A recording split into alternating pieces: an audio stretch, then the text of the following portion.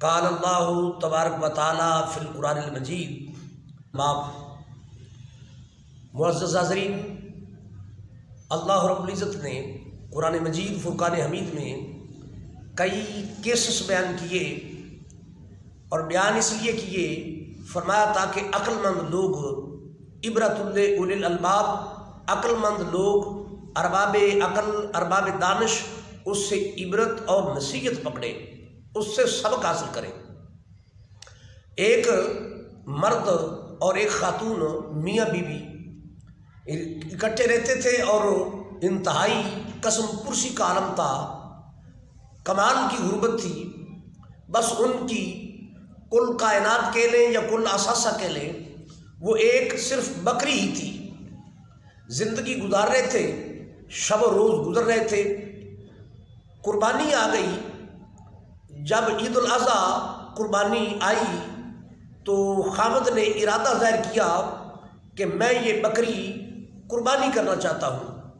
تو بیوی نے کہا، اے بندہ خدا، جیسی ہماری پوزیشن ہے ہم صاحب استطاعت نہیں، اللہ رب العزت نے ہمارے جیسوں کو رخصت عطا کیے، لہذا جب رب ہمیں رخصت عطا کرتا ہے، قربانی ہم پر واجب نہیں، تو ہم قربانی رہنے دیں۔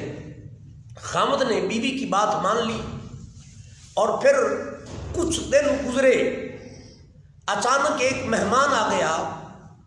عورت نے کہا کہ اے بندہ خدا، ہمارے پاس مہمان آیا ہے، اس کے اعزاز اور اکرام میں اس کے کھانے کے لیے بکری ذبح کر دو۔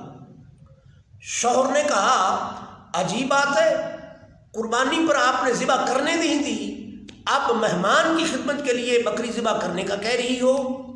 تو وہ پاک باز صاحب فہم و فراست خاتون نے عرض کیا، اے میرے شوہر نامدار، قربانی پر اللہ نے ہمیں رخصت دی ہے، تو ہم نے اس رخصت سے فائدہ اٹھایا، اور مہمان کے لیے تو شریعت مصطفیٰ کا حکم ہے کہ اگر پڑوس سے کوئی چیز ادھار بھی لینی پڑے تب بھی مہمان کی خدمت کرو۔ سبحان اللہ۔ لہذا ہمارے گھر میں بکری کھڑی ہے تو اس کی خدمت کرنا ضروری ہے۔ شوہر نے بکری کو پکڑا اور باہر لے جا کر دروازے کے باہر ذبح کرنا چاہا۔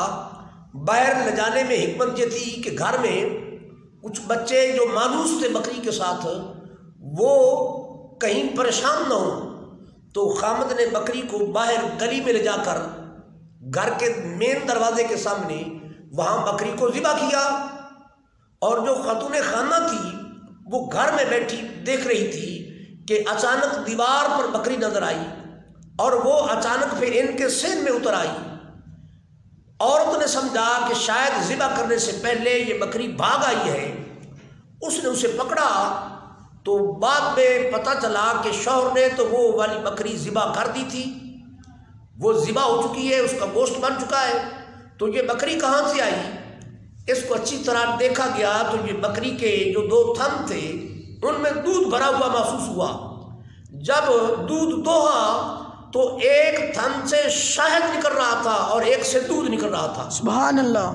تو میاں بیوی جو تھے وہ حیران ہوئے، اور اللہ کی قدرت دیکھ کر خوشی کا اظہار کیا۔ تو وہ یقیناً اس نتیجے پر پہنچے، اور اس گفتگو کا نتیجہ بھی یہی ہے کہ انہوں نے مہمان کی آمد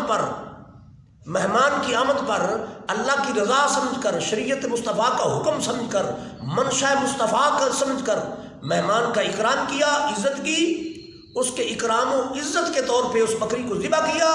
اللہ نے اس کا بدل ان کو دنیا پر ہی بہترین عطا فرما دیا، اور دنیا میں بھی بدل ایسا عطا کیا جیسا اللہ نے لوگوں کو قیامت کے دن عطا کرنا ہے۔ یعنی دودھ اور شہد کی نہریں تو حضور کی امت کو جنت میں نصیب ہونی ہے۔ اللہ نے ان کی اس خدمت کو یوں قبول فرمایا اور یوں اعزاز بخشا کہ دنیا پر ہی ان کو شہد اور دودھ کی گویا نہریں عطا کر دی۔ تو دعائے رب کائنات ہم کو مہمان جب آئے تو اسے درد سر نہ بنائیں، بلکہ ان کے خوشی کے ساتھ محبت کے ساتھ اسے منشا مصطفیٰ، منشا شریعت مصطفیٰ سمجھ کر اس کا خوب اکرام کریں۔ اللہ کبھی بھی ہمارا یہ اکرام رائے گاہ نہیں جانے دے گا۔